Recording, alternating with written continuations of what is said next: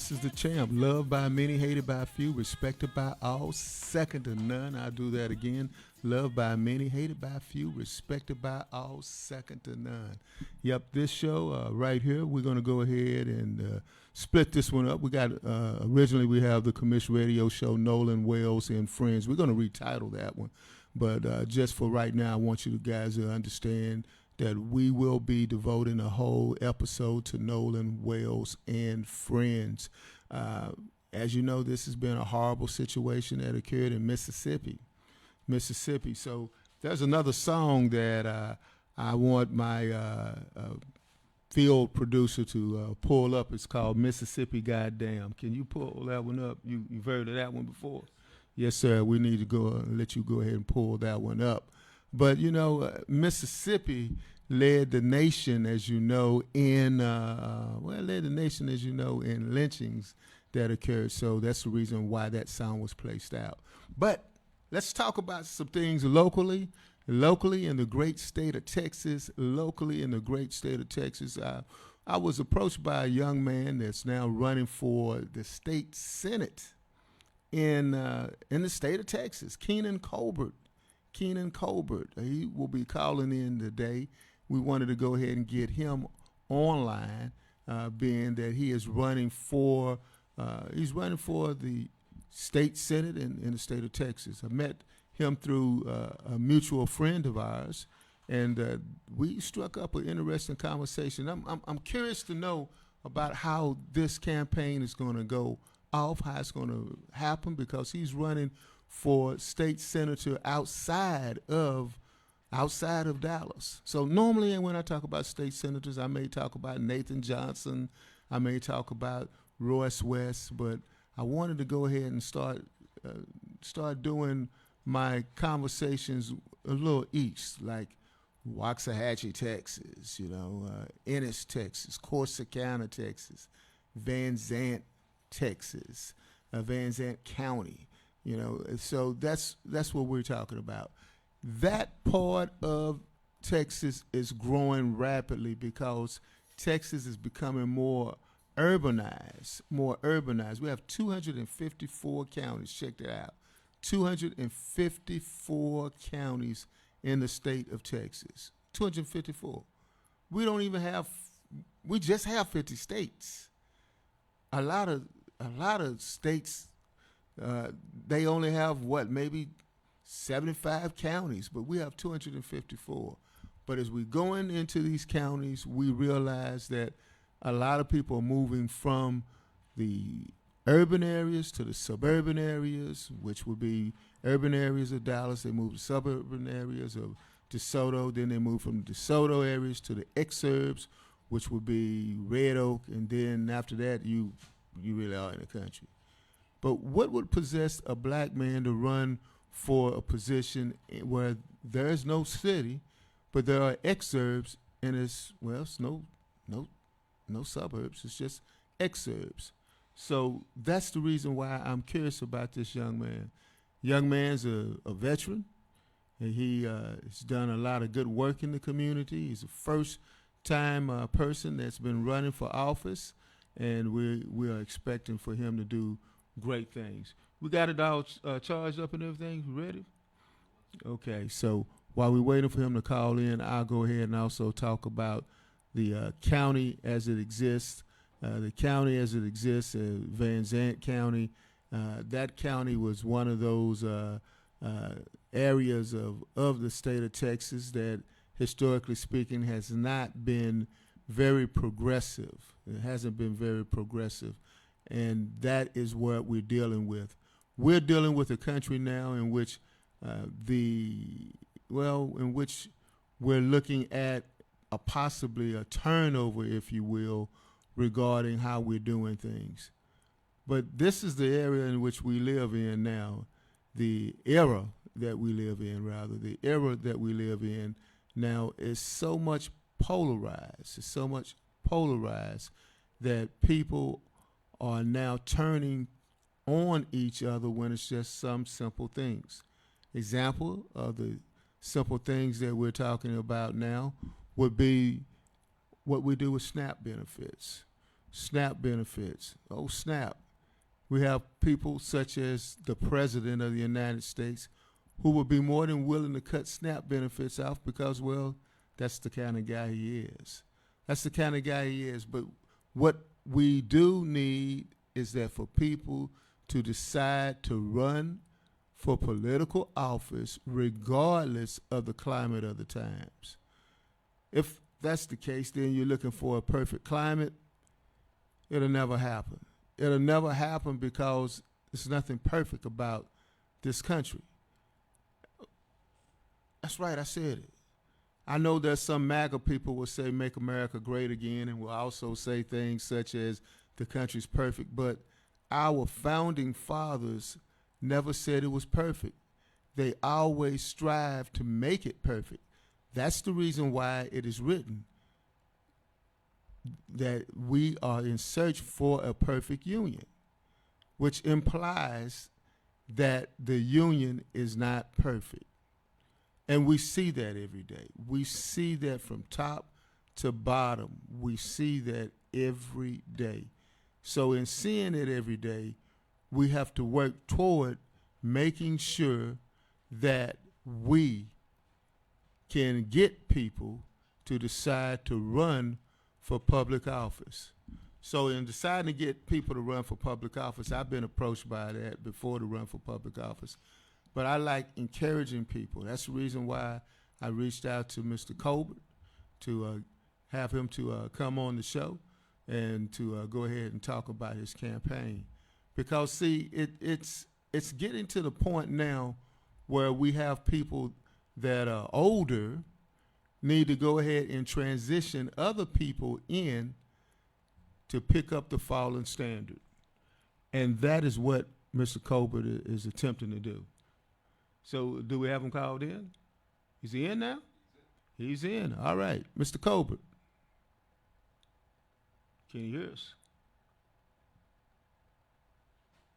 We're having some technical difficulties. Can you hear us now? We're still having some technical difficulties. This is when I slyly look at the camera and say, what is going on? I think I hear him now. I think I hear him now.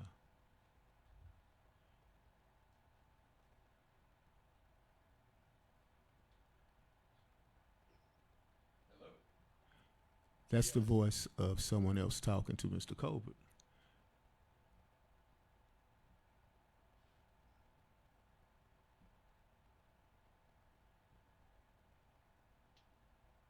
Well, that being said, we're going to take a quick break.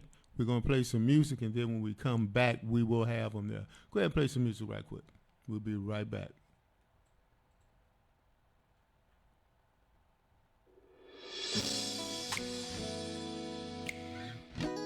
You on there?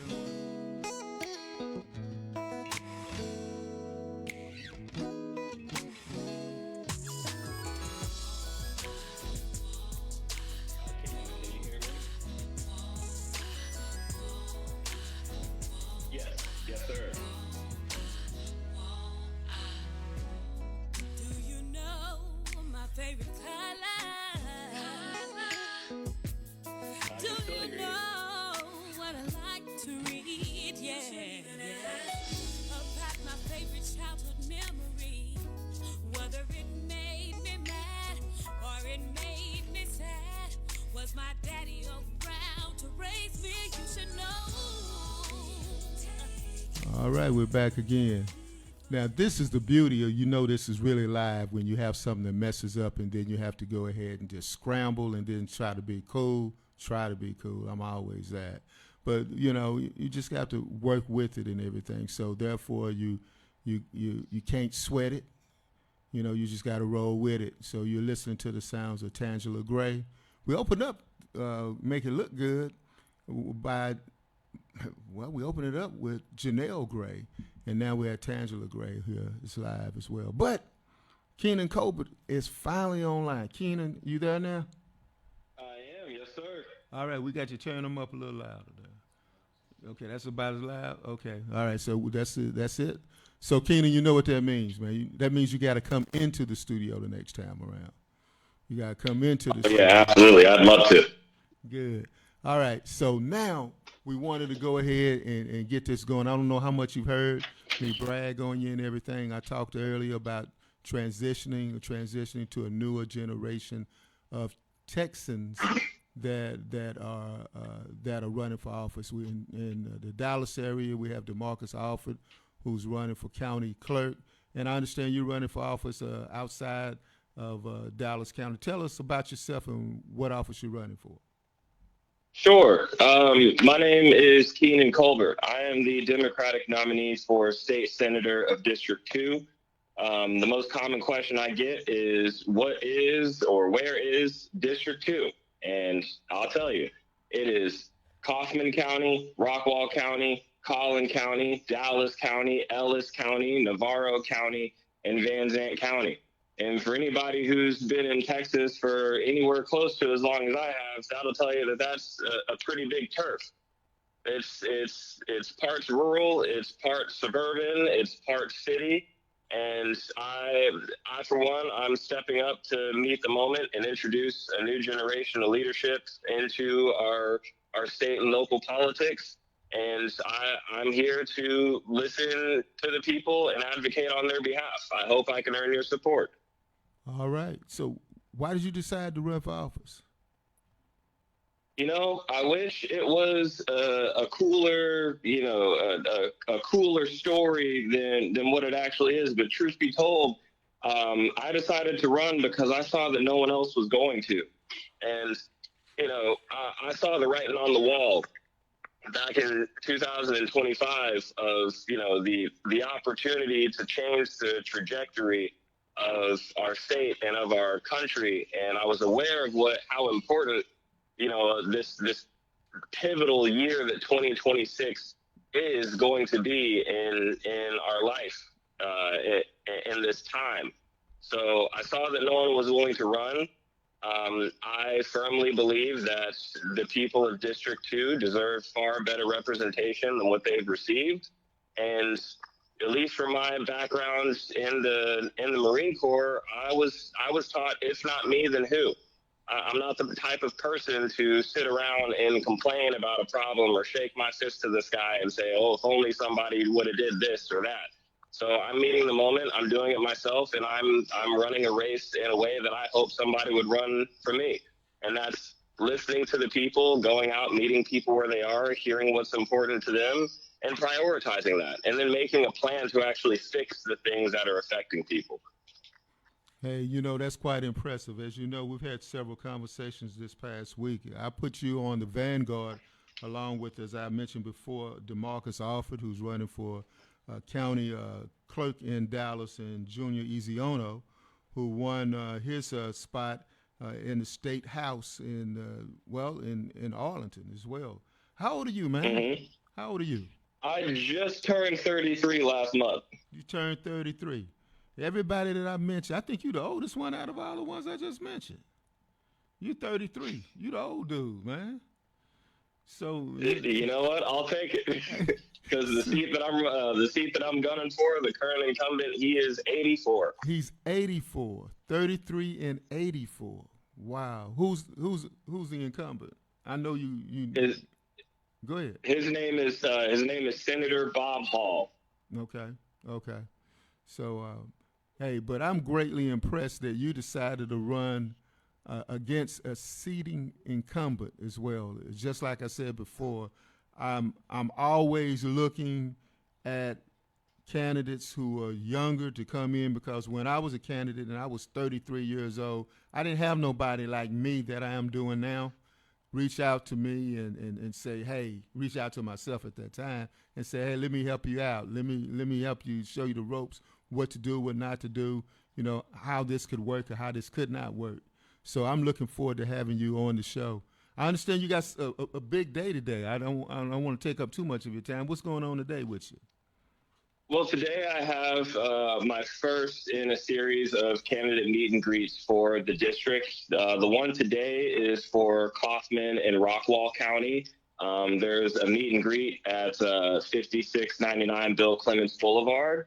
If for those that, if this is the first time you're hearing it, hey, that's all right. If you can't make it, don't worry. I'll have others. I have another one planned for Collin County on the 23rd. It's already posted on my website, colbertfortexas.com. I've got another one, for Van Zant. It's planned for the 6th of August, and then one after that for Navarro County, which is going to be, I believe it's on the 23rd of August. But I'm doing that to bring myself to the people. I don't want the people to have to bring themselves to me. Because when I say that I want to listen to the people and I want to work for the people, I do not desire to be a politician. I desire to be a public servant and fill a need. All right. I'm going to make some of those events that you had. I'm going to get with you later because, I need to go ahead and expand my horizons outside of DFW and go your way. So I sure do thank you for calling in. And, hey, hopefully I'll be able to get maybe possibly all three of y'all on the show and we'll flex that way. I wanted to be said right now that just because another generation is getting older where they can remember black and white TV, that we got another new generation that's coming forward to take us to the next phase. So you got anything else you want to add, Keenan, before we roll out, Mr. Colbert?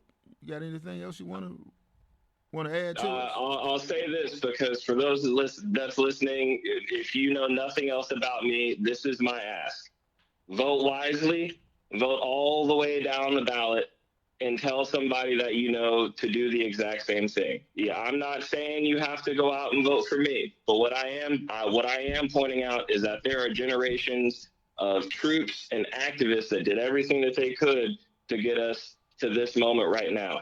Let's take the ownership, let's take the onus of this moment, and let's vote for a better tomorrow. So do not sit this one out.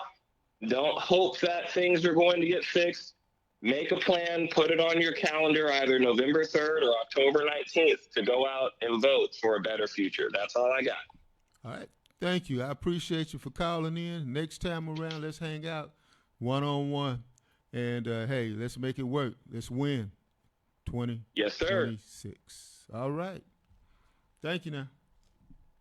You take care. You too. All right.